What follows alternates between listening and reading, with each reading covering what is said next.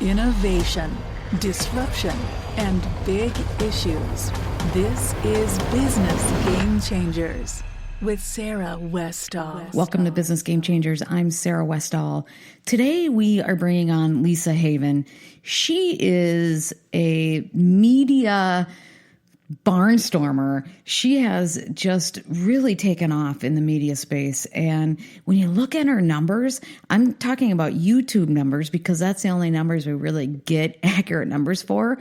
She is beating NBC, ABC, Fox News by 3 to 5 times on an average video. Her average videos get the same as InfoWars average videos. And everybody knows how popular InfoWars is on YouTube. She's really dominating the space. She also gets Young Turks claims that they have, worldwide the most subscribers in the world. And she's getting about half of their average videos, which is amazing. Her subscribers is well over a couple 100,000. But NBC, ABC, all those big channels, Young Turks, InfoWars, they all have millions of subscribers. And with her couple hundred subscribers, her videos get, like I was saying, 3 to 5 times more than ABC, NBC, Fox News, the same as InfoWars, who have, millions of subscribers. The difference, I believe, is that her subscribers are really loyal and people look for her information. And I think what it's pointing to is a big void in the media space. She's bringing forth a lot of information that the mass media and even other alternative stations will not bring forward. She's not afraid to go after controversial issues. And therefore, she's just starting to dominate the space. There's a big void and she's filling it and people love her. It's really interesting. I love her attitude. I love the fact that she's just going after things. She's not afraid to go after controversial issues. And she's very dedicated to doing what she believes is right and bringing the information in a truth-based way, meaning that she won't bring something forward unless she finds it in a document. Now, her interpretations, you can go either way. You might not interpret things the same way as her. I don't interpret things all the same way as her either. But I get so much information from her, and I know I can trust at least the facts that she's bringing to the table because I know she does her homework. So I'm really impressed with her, and so I wanted to bring her on and talk to her about what drives her, what she thinks about, and some of her more controversial issues we dive into, like the depopulation agenda, what she thinks of that, and also her views on nationalism, which I don't think is all that controversial, but in today's political climate, it has been. So we're going to talk about that as well. So let's not waste much more time and let's get into the interview now with Lisa Haven. Hi, Lisa. Welcome to the show. Hi, I'm happy to be here. You are amazing. Your show, I was looking over stats. I was looking over subscribers. I was comparing you to what they claim is the top 20 news shows in the world. And you are 2 to 3, up to 5 times more than like ABC, NBC, Fox News, those guys.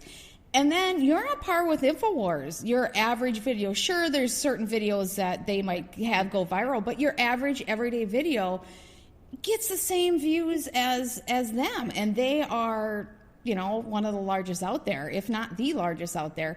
Young Turks, they claim, is worldwide the largest, and you're about half their videos. Your subscribers are less, which, you wonder how they get their subscribers. But you have a loyal following because your subscribers watch. So how do you feel about your popularity and where you're at? Are you reaching the number of people you would like to reach, or where are you at with that? Well, whether it's 5 people or 1 million people, and all of it's amazing, but my heart of the matter is to share truth no matter where it lies.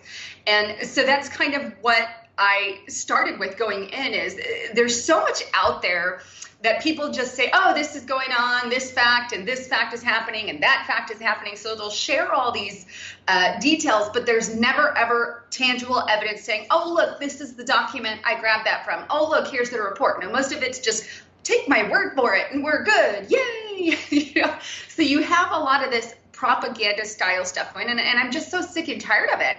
And I'm a researcher at heart, so my goal of this is let's see and read those actual documents and prove to people what's really going on. And what I did when I started reading all these reports, I read internment and resettlement, civil labor camps. I've read recently, there's a FEMA document that's not out yet that will come out in a couple weeks that I just read. Agenda 2030, Agenda 21. I mean, I've read hundreds of these things. And what I came to the realization of is a lot of what they're saying on the mainstream media is nothing but lies. And it frustrates me because then that shows that there's an absolute agenda going on. And so my heart is, and I love everybody out there. I mean, I think it's amazing the amount of people that follow my channel. They're huge blessing, because the bigger we grow and the bigger we grow together as truther channels, what you do, what I do, multiple other YouTubers out there who are attempting to share truth. I hope we all grow together. That's my goal. And just kind of share truth and say, look at how many people were waking up. And I think that's part of what sparked the movement here in the future. I mean, look at the president we got elected now. We have Donald Trump in office, which is far from where we were 15 years ago. And I think that's partially due to people like yourself, people like me, just having the heart to get things out. But thankfully, people out there are just willing to listen with open heart. And my job that I feel, is let me prove it to you so you don't have to take anybody's word for it. So that's kind of the idea that I ran with in the beginning. And now I just do as best as I can. I think we all do. But yeah, so. Well, your show has a religious element to it. And for some reason, it didn't used to be like this. Even, 40 years ago, it was not like this. But now religious elements or religion is polarizing. Why do you think that is, and why should that not be like that? Well, I think at the heart of, at least Christianity and other religions out there, it's, be kind to others, do unto others as you want them to do unto you, this kind of mentality. And a lot of people will say, oh, well, you're a Christian. I'm not, going to listen to that mumble jumble that's been going on for years. Well, the reason that I am a Christian, first and foremost, is, a lot of the biblical prophecy that's spoken of in the Bible, we actually do see it coming to pass. That's a fact. And if it wasn't so in your face, I think people could discount Christianity a lot easier. But it's getting harder the more that you go into the days and whatnot ahead. And so I bring that element into it and say, do you see what I see? Here's what the Bible says. Here's what's happening. Do you see the correlation? And that's simply my idea there. And I don't think it should all be polarizing. Well, this is my religion and that's your religion and blah, blah, blah. I have friends of every race, color, creed, and religion. I don't say, oh, well, I'm a Christian and I'm not going to be your friend because you're a Jew or a Muslim or a Catholic. It doesn't work that way. It's just that, oh, well, God, I don't think God wants this tension in and of Christianity along with other religions. And so a lot of the times, and not every topic is on that. I mean, I share news, and then when it's applicable, I add that in. And so I think that ultimately the thing that needs to be looked at is do unto others as you'd have them do unto you, because that is the core of many religions, Christianity in particular. Don't you think that religion is a true person who believes in all the different religions? It's ultimately about acceptance and love, and so you wouldn't be rejecting anyone. You're just sharing your own beliefs. Yeah. So you're not saying, oh, well, I don't like you, you don't like me, blah, blah, blah. No, I have many people who are not Christians who are friends. Friends of mine. Jesus didn't do that. He went and ate with the tax collectors and everybody else. It was some of his disciples that had issues, and he criticized his disciples for having an issue with it. And that's the problem that I think a lot of the world sees, is it's unfortunate, but there is a lot of hypocrisy in the church. There is a lot of judgment in the church, and that's the truth. And I don't like it. As a Christian, I frown on that, and I don't like it. And that's not who I am. And so, yeah, but again, like you said, I think the core of it is, love and being honorable and telling the truth, these kinds of things that we see at the very core. You are not afraid to go after controversial issues, and you'll hit them straight on. Why is it so important to go after those controversial issues and not shy away from issues that just happen to be very controversial? Yeah, I get a lot of heat for some of the issues that I bring up, but here's the way that I see it is it boils down to truth. Is it true? Yeah, okay. And that's kind of my borderline for that. Or in some cases, if it's like a possibility of something that could happen, I'll say that. I'll say, okay, well, a lot of people feel this way. Is this actually possible? Well, yeah, it is. So that's what, and after reading, again, hundreds of these documents and putting them all together, you get a bigger picture of when you read one report, you get an idea, because I've read hundreds now, where the pie is easier and easier to be put together, if you will. But yeah, I don't think people should shy away from these, quote, controversial issues, because they can't be ignored. If we ignored some of the things like chemtrails or GMOs or FEMA camps or whatever the certain topic is, well, what happens is it will continue to drop on our heads, like geoengineering. I mean, this kind of aluminum, barium, strontium, it's actually not a theory. It's a fact. I've got blood reports, which I've shown on my channel, blood work from hundreds of people, at least in my area and in the California area, showing and stating otherwise, and water samples. But if we ignore some of the controversial issues, then what good is it going to do the future generations? So, I mean, my thing is let's just be blunt about it and face it head on, because I think in our generation, that's the direction we need to go. Well, don't you think that getting these conversations out there into the public, and if they're not bad, then let's say something isn't what we think it is, and it's getting all this bad press from the alternative media, and it's black on the other side, well, then start talking about it. Educate us. Let's have that debate, because if it's good for us, then debate us. Bring it out there and show us what it is. But to be dark on it is not helping anybody. Do you think that the average person is having a hard time accepting some of these issues, though, because there's such a blackout on so many of these controversial issues? Yeah. I mean, I have trouble sometimes convincing my friends. But now, because I have my files, I'm like, well, let me show you the file. And they're like, okay, I believe you. Like after I've shown them file upon file, but not everybody has the ability to do that, obviously. And I wouldn't expect people to have the ability to do that. So it's hard. It is, because a lot of people are what we call the normalcy bias. They're pretty happy in their little bubble. And if nothing is infecting that bubble right now, then they don't care much about a do. This is partially due to the mentality that's been taught on television and the mainstream media is, let's keep everybody entertained to death. Let's keep everybody so busy that they have nothing to do with the do in politics. So they stay out of it altogether. They say, well, I'm going to go see my thing over here and ignore this other side. I mean, there's good. We need to have entertainment, obviously, but there is an over amount where we're just entertained to death and we ignore what's going on the other side.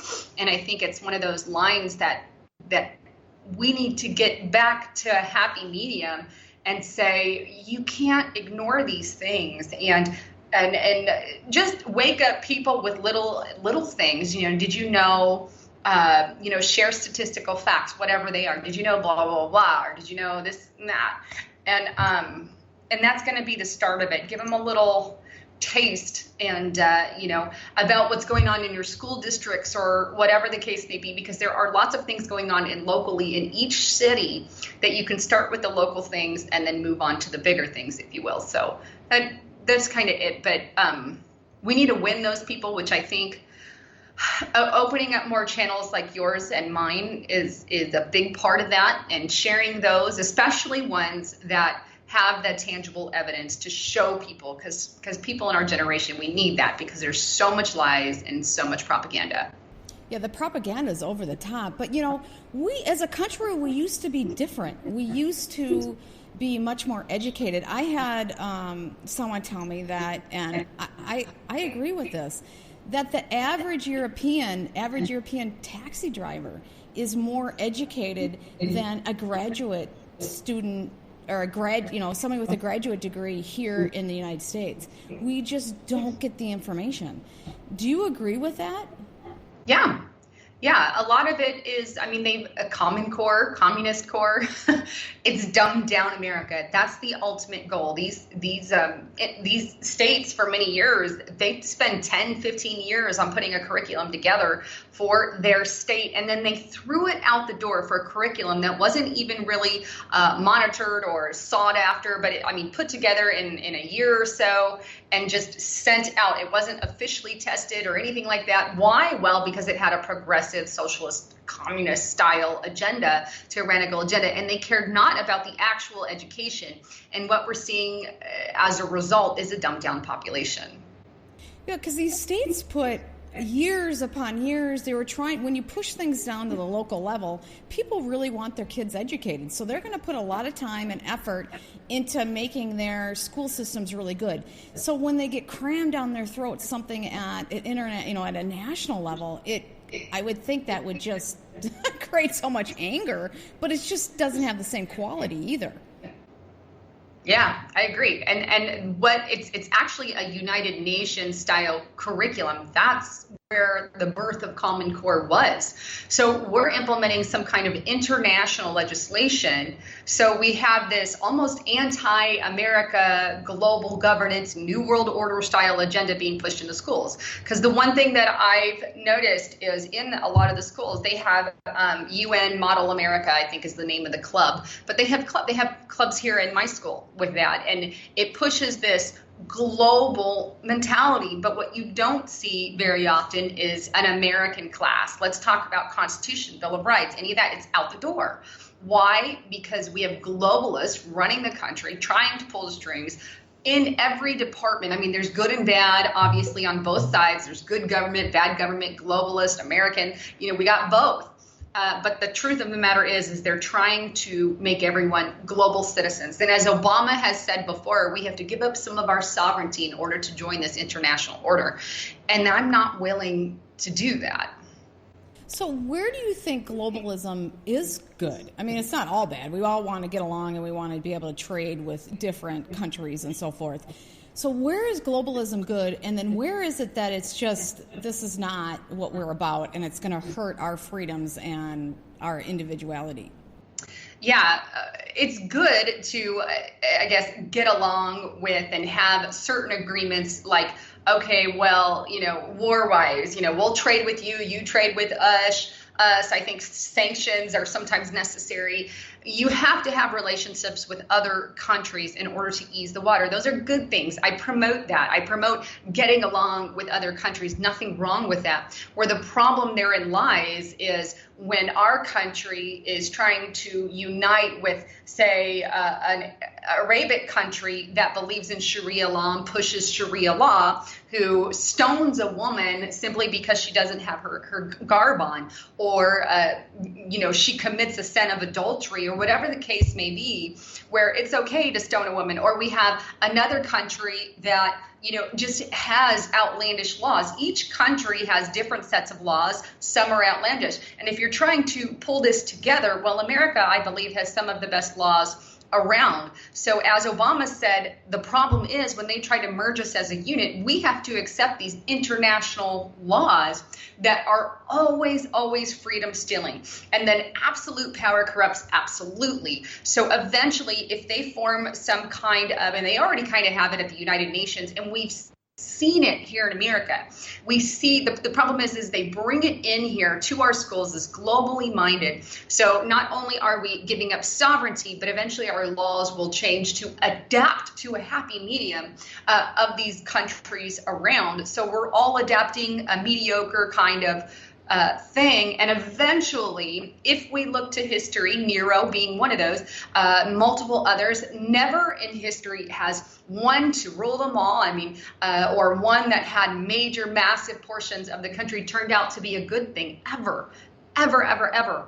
And we have to look at history. And I think people are not as educated as we should be when it comes to history. I mean, when I was a kid, I hated history.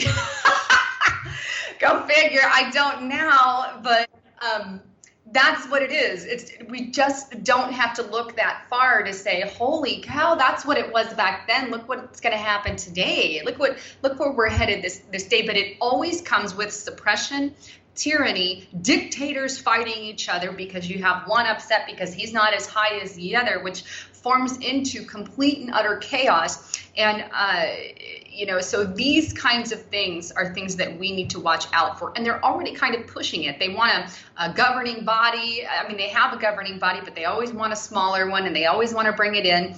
And so eventually, it just has to boil down with power and corruption and unelected bureaucrats. That's a big, when we had United Nations, we didn't elect anybody there. We don't have any say in who is at the UN.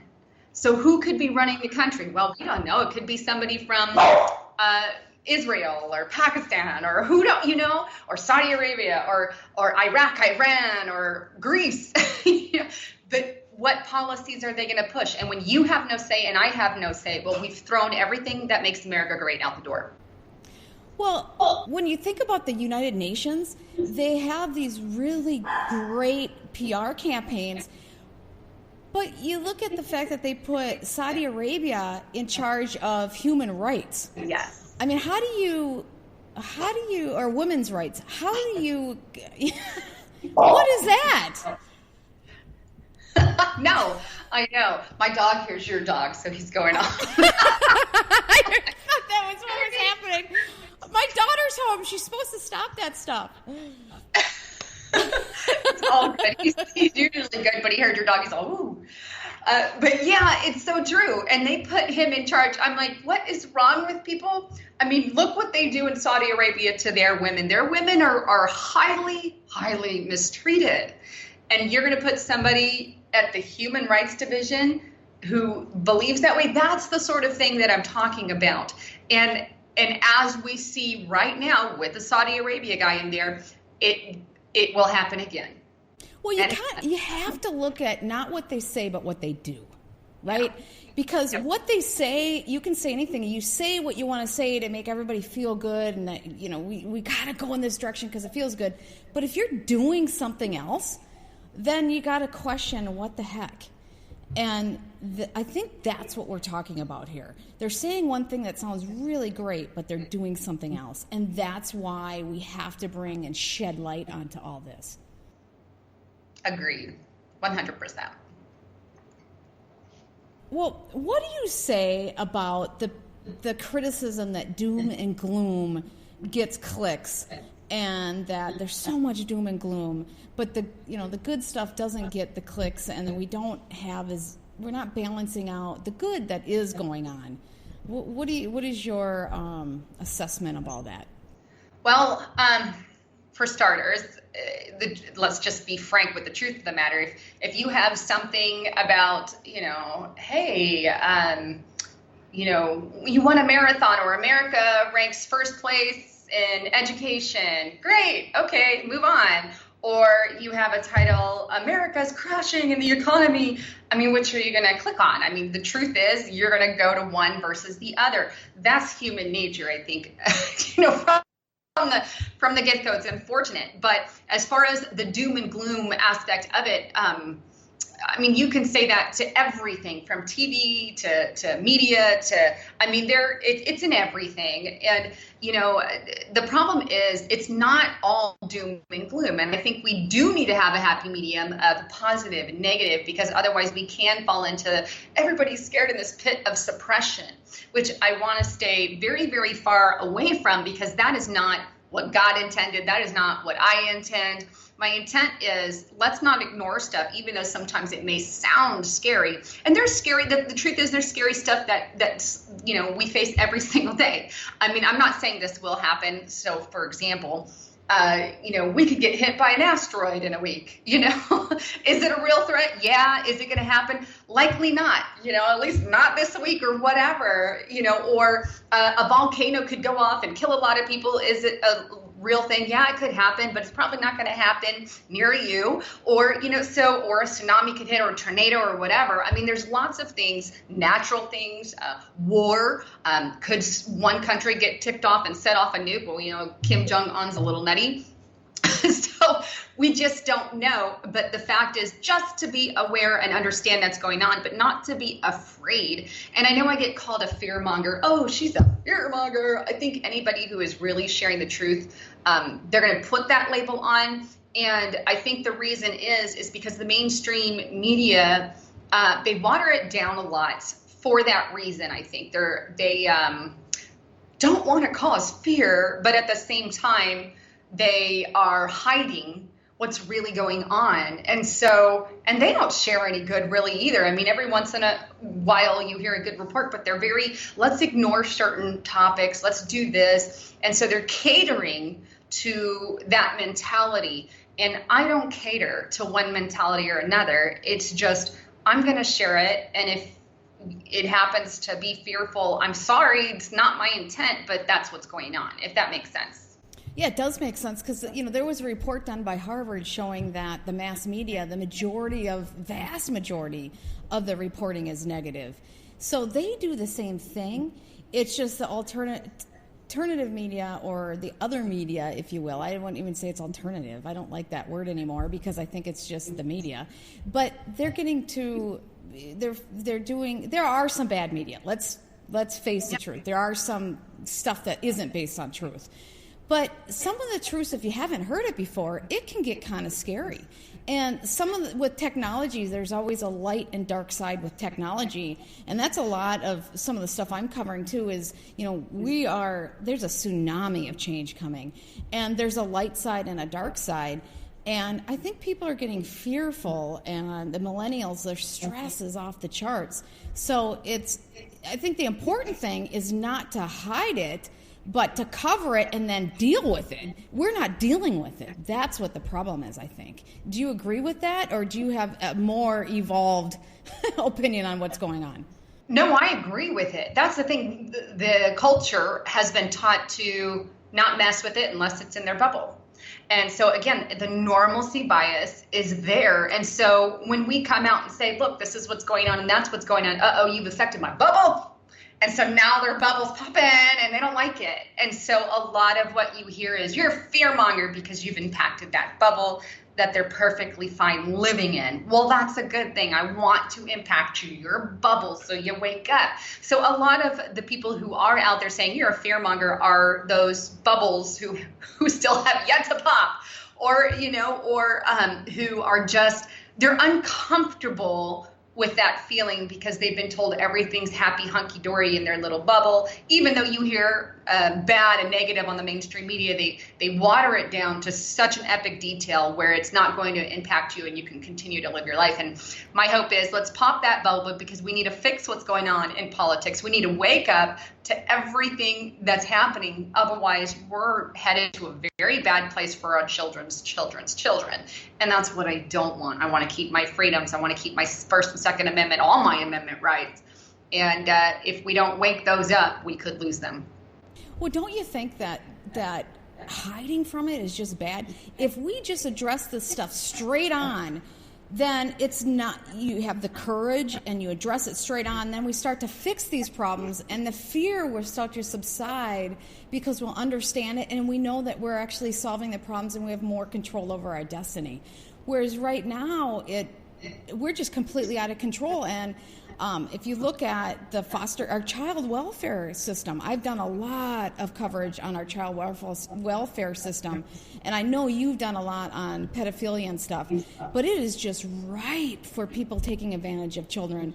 We have so many issues that if we can just start to look at them and face them head on, we'll solve these problems and we'll be a better country for that.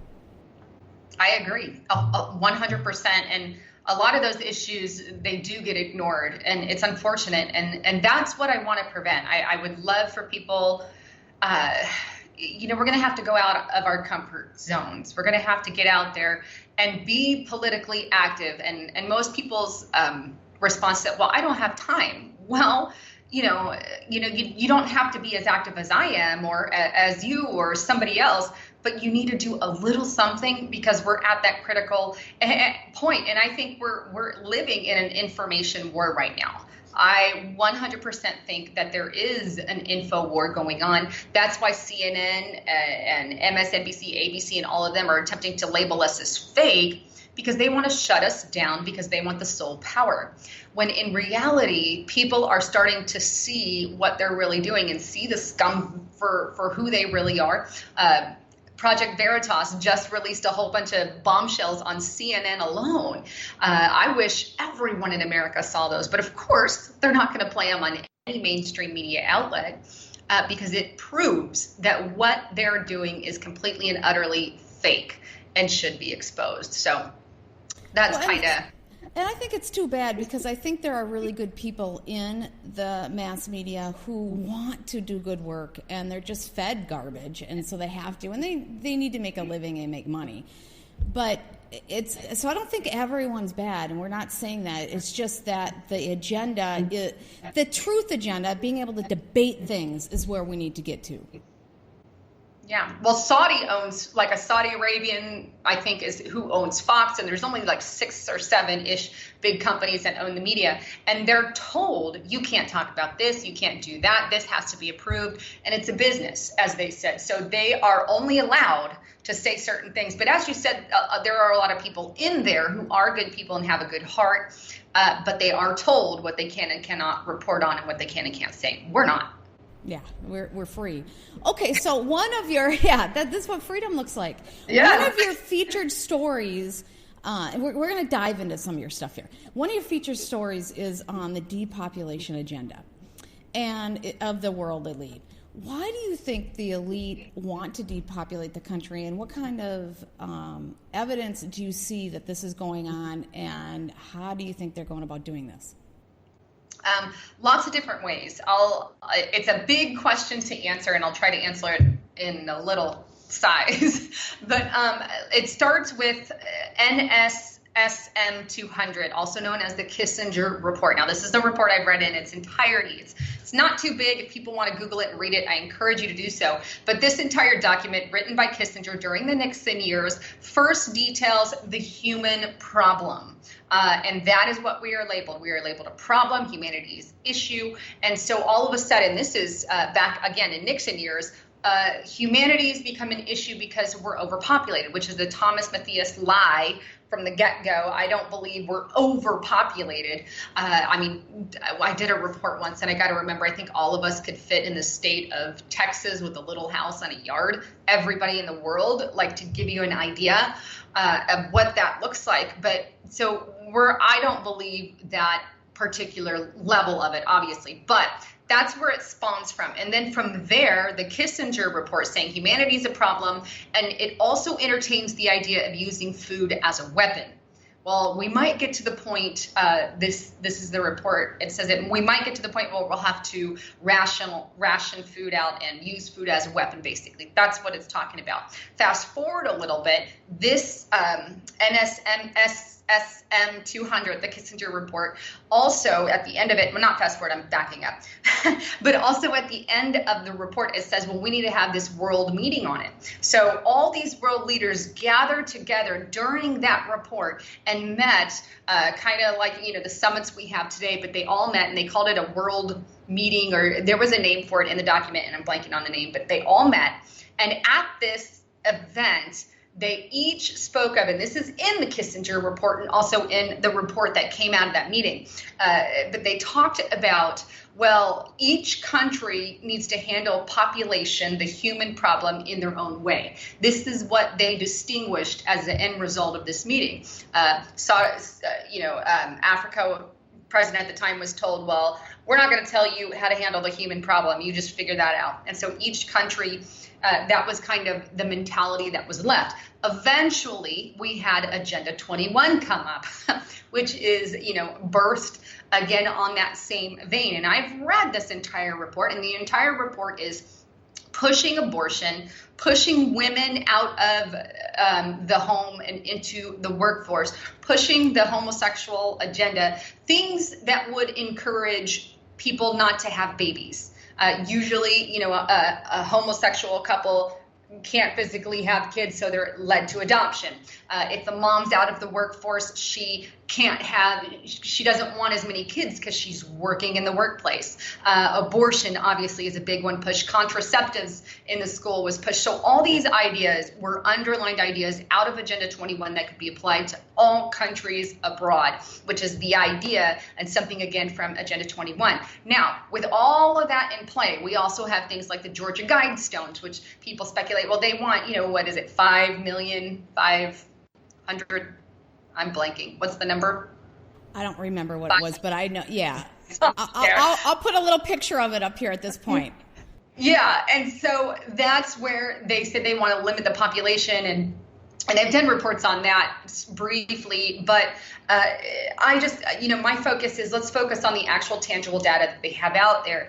But we've actually seen this play out. So after reading all of these things, you can see, okay, let's go to Africa and see how they're doing it. Well, we know a lot of the African people's dying due to AIDS, dying due to hunger. Obviously, that works for that country, and that's how they're taking care of some of the human issues. Here in America and European countries, we see a little different attack.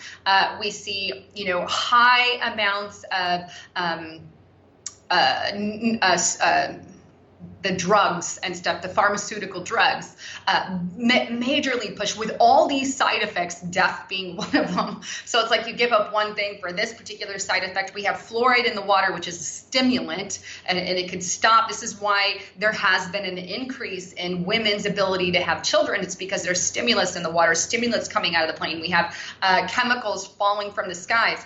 And this is obvious what they're doing here, and they're doing it under the radar, and that's why they don't stop it. If you go back 150 years before this Kissinger report, before any of this Agenda 21, cancer was low. Autism was not even on the radar. All these sicknesses that we have today were not here, and now they're here 100-fold. And imagine what that looks like in 50 years from now.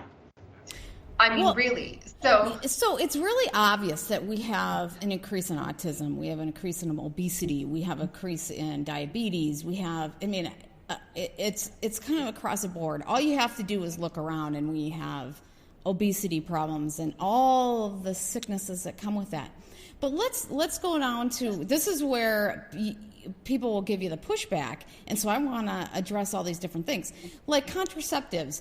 This is why it works. Their agenda works, or why something. I don't put it past crazy, power-hungry people to do just amazing things. When you look at what's going on in Syria and how we're slaughtering people, and the wars that have gone on, we know that people are capable of doing amazingly evil things. But I am not convinced that the average person is, right? And so how do you get the average person to do stuff? Well, a lot of these things make sense, right? Contraceptives make sense. Birth control, or even abortion I know that's a hard subject, but I can see how all that stuff can make sense. Homosexuality, people are homosexuals, And then we talk about inclusion and all these things. So where do you think it is where it's people where we really want some of these things to be part of our society versus it's actually a depopulation agenda? Do you know what I'm saying? Yeah, I think, I hear you. Obviously contraceptives are needed, like some of that stuff. Obviously, but at the same aspect, it's increased 100-fold. So it's like advertised everywhere and anywhere you go. And I'm a woman in the workforce. I have kids, but I'm also a woman in the workforce. But it's not just that. It's that they take it above and beyond with the chemicals, with the fluoride, with the dumbing down, with the stimulants. And so in addition to that, because that wasn't enough to push those ideals, and they're really breaking up the family, which you break up the family, you're going to have less politically active people. And that's kind of what it boils down to is let's break up the family, and this is how we do it. And, and so, the ultimate agenda is control. I think it was Henry Kissinger that said, and I've played the clip numerous times on my channel, you may have also, but it's easier to kill a million people than to control a million people.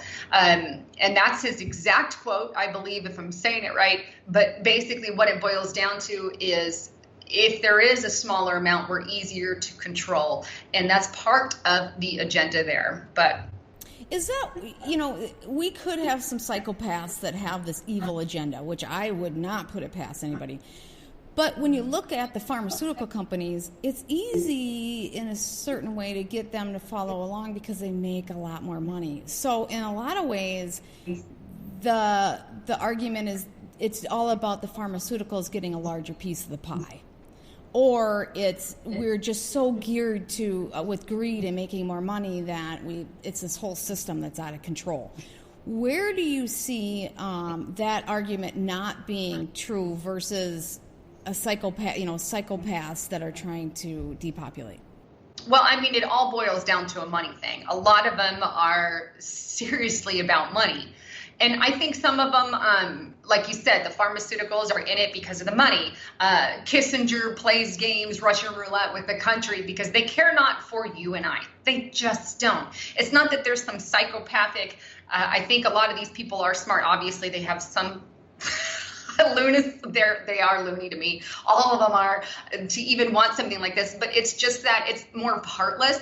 Oh, well, you don't have anything to do with my bubble. You're tangible. You're throwawayable. We don't care about you. But in order to accomplish this world, and I think that honestly, some of them actually believe some of the stuff they put out. Like they believe that if the population is smaller, the world's going to be a more peaceful, happy place. And I think they live in this false utopia because they've read things, Karl Marx, and they've been brainwashed and led to believe certain things themselves. So I actually believe that people in the government, some of them in the ones pulling the strings, not everyone, obviously, when I say government, there's good and bad, like you said, but the globalists pulling things, and some of them actually believe the rhetoric, and that's a scary idea, but it's true. And so that's another thing that I think that we're playing with. So we have people who actually believe it and think, oh, well, the world will be a better place without more people in it. Number two, we're tangible. They don't care about you. We're not in their bubble. It's it's that idea. If something happened to somebody in across the ocean in Europe, and they're not in our bubble, we're not going to have anything to do with the right? Because we don't know that person. It's the same kind of mentality up there. The only thing is they have a little more money and they have a little more power, and they care about their bubble, growing their bubble, making their money and empires bigger with more power. And that's really what it boils down to. So those are some of the things I think that we're battling here is, and then you have some, Satan worshipers. I mean, like real satanic people. And so, that plays into it as well. So we've got a little bit of all of it in there. And I think they all have, their various reasons. Well, and I think that's why it gets so confusing is what are really the agenda. And I think an average person there's more goodness in them. I like to think so. And so you think, gosh, they can't possibly do that. And you think that they just can't possibly hurt us like that. And the fact is, if you look at wars and you look at some of the things that are going on, there are people that would do stuff like that. But I also think a lot of people get caught up into the system of making money, and they're just not conscious of what they're doing. And so there's if we can, like you said, if we can wake people up, the people who are not conscious of what they're doing will back out and go, okay, this is not ethical, and I won't support this. And things will start to really change. Yeah. Yeah, and I think if we can wake people up to it, the thing is, a lot of people, it's hard for a lot of people to accept that because they want to see humanity in a good light. And look, humans are in a good light. There's good and bad to every side. But when you've read the things that I've read, I would encourage everybody to read that Kissinger memorandum, everybody to read Agenda 2030. When you've read those, you're like, what is wrong? Or what the heck do they know that I don't know? Because I used to hear the depopulation agenda, and I'm like, they're so full of it. I used to think, whatever, people aren't out to get us. They're just lying. And so when I went in and actually did the research, I found, no, they actually believe it. They actually believe they're saving the planet by eliminating human species, like this whole global warming lie, which is just bull, in my opinion. I don't know your stance on that, but that's one thing that I think I did a great report. If they want to see it, some of my best reports don't get as much views. I did a great report on global warming with one of the scientists. He just did a bang up job on it. But so I recommend people to look at that, but keep going. Yeah. And that's the thing. I said a lot of the elitists really believe that the world's going to die if we don't decrease the people. Like, there is a huge chunk of that. And that spawns from one of the lies from Agenda 21, which is global warming, which is what the ones pulling the strings are pushing, because that's part of their agenda anyway. It's a scary thought, but at the same time, you can't ignore the facts. So it's like... Well, that's what's so hard is, okay, we can all accept that there'd be nutty people and crazy people that would want to depopulate and think this way.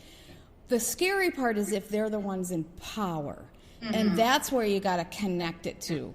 Because an average person can accept that, but when they're in power. And I got to tell you, over the last year, I've been running into a lot of cognitive dissonance with myself, because I've been covering a lot of the children stuff and pedophilia, and but really trying to dig in with people who are involved in the system, and it's hard. You run into these walls and you're realizing there's something wrong here, and how people don't realize like children in the system, they're sexually abused at rates well over 50% in the system. Yeah, the system is the worst place for children. I know a lot about that topic. I don't talk about it as much as I should, but as far as kids in the system, and they are. I mean, they are. This, if you've ever, for people who have done adoption or people who have fostered to adopt, and people out there who have fostered or adopted know exactly what I'm talking about. The kids are different as far as you have to break the mentality of what the system has done to them, or break the mentality of what the orphanage has done to them, or just the past drama and troubles. It's raising a child in a completely different way that you've never done before. Whereas, you're regular kids who in a regular home, they love mom loves them, and you're just happy. But when a kid has been raised in fear, and that's what they are. Traumatized. They're traumatized children, yes. Yeah, and so these kids that are raised in fear, not raised in love, grow up thinking fear is good, love is bad. And that's really what I think we see a lot of. And so when these kids get adopted or fostered or whatever, a lot of the times the foster parent has to break that fear cycle and teach them about love. And this is what the system does. It breaks down that love barrier, and it gets rid of it, because they're not really there for those kids. You've got 20 kids in a household and one person working. That's not going to form any kind of love bond between the child and the worker. And so we have a lot of troubled kids, and it's unfortunate, but it's the way that society is right now. It's the way that they have it. But sometimes they become easy to manipulate into one form or another, or to use propaganda or whatever. And I think that's what the system's, kind of geared towards. Well, we'll make them government, not slaves, but technically in mindset, that's what happens. Oh, this is the government takes care of them. The government is their daddy. That's what you're learning, because there is no one there for you, which is very sad, which is why I think, fostering and adoption is a very, very good thing. But when the only person that's there for you is the government when you're young, what do you grow up thinking? Government. Well, most of those kids end up going on into institutions. I mean, the number is absolutely astronomical. But these kids are in our communities. They're with our children. They're in the schools.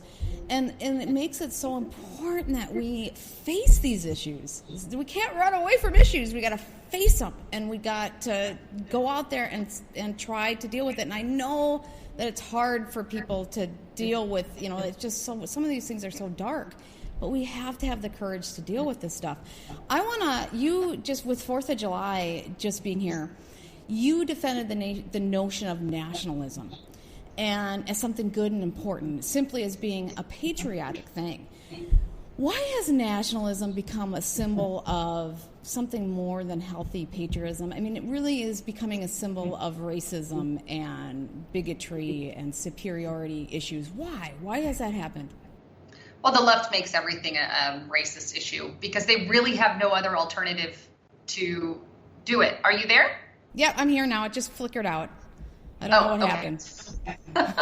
Well, okay, back to that. Yeah, the left makes everything a race issue, because there is no real combat against it. If you say, I love my country, I'm a nationalist, I'm a patriot, all that simply says, being a nationalist, by definition, is that you love the country that you live in, you support the country that you live in, and you put your country above all others. Well, who wouldn't do that to whatever country they call home? If you live in Greece, do that in Greece. If you live in Spain, do it in Spain. If you live in America, do it in America. And the fact that they are trying to say nationalism bad, Obama is the leader of one of those. Hillary is another leader. Many on the Democratic ticket, believe it or not that all of it is corrupt, but many on that side are attempting to say, oh, well, loving your country is bad. At the same time, they're going to swear in on the Constitution of the United States and the Bible. I mean, give me a break. Why are you in leadership in my country when you don't even support America? And it boils down to, then you know who the real people are and who are not the real people, because the only alternative to nationalism is globalism, New World Order. And I know that is very horrible, and I know that means giving up our constitutional rights. I don't want to do that. That means giving up our arms. So if we give up our guns to this New World Order, who can stand against corruption, against the system, if it were corrupt? No one, especially if we're not armed, and they are. And so this brings a real problem and a real suppression. I mean, Hitler took the guns, Mao took the guns, and these global governments are already about taking the guns. With the United Nations, you can go to Disarmament United Nations. If you Google that, there's a whole website that comes up, and the real and utter agenda there is to de-arm the population for the United Nations Disarmament Center. They actually hire people that is their job, to disarm people. And I think it's resettlement and recruitment or something like that. I'm blanking, but that is their agenda altogether. And I don't want to go that route. So I'm all for the love of my country in America. And this is why they don't like Donald Trump, because he wants to make America great, not globalism great. And they want to go globally minded. I do not. Well, when you get back to the guns, it's really an easy argument with people if you don't think beyond that having guns is a scary thing. They hurt, people are getting killed with guns. But when you look deeper, the places where there's a higher percentage of people with guns, those are the safest places in our country. And you wouldn't believe it until you actually really do the research. And I did the research, and I dug into it, and I found that, because guns sound like they're bad. We don't want everybody in the world having guns, but when you look at it, the places that have the most guns are the safest places. And Chicago is one of the places that is a gun-free zone, and they're completely out of control because the people who get guns are the criminals. The good people are the ones without it. So true. And that's the thing. Anywhere that there's guns, the crime rate is decreased. But you said it yourself, Detroit and New York, some of the worst gun laws in the country, also have some of the worst crimes in the country. Okay, so we're wrapping this up, and I know this is not going to be a question that you can answer in a wrap-up, but what other issues do you feel that are the most urgent that we're dealing with as a country? And I know you have a ton of shows, so people can watch it and dig into those issues more, but what do you think should be the top of our agenda? There is a lot of stuff that should be the top. I guess right now, because it's so critical, is the information war. They're attempting to shut down channels like mine, channels like yours.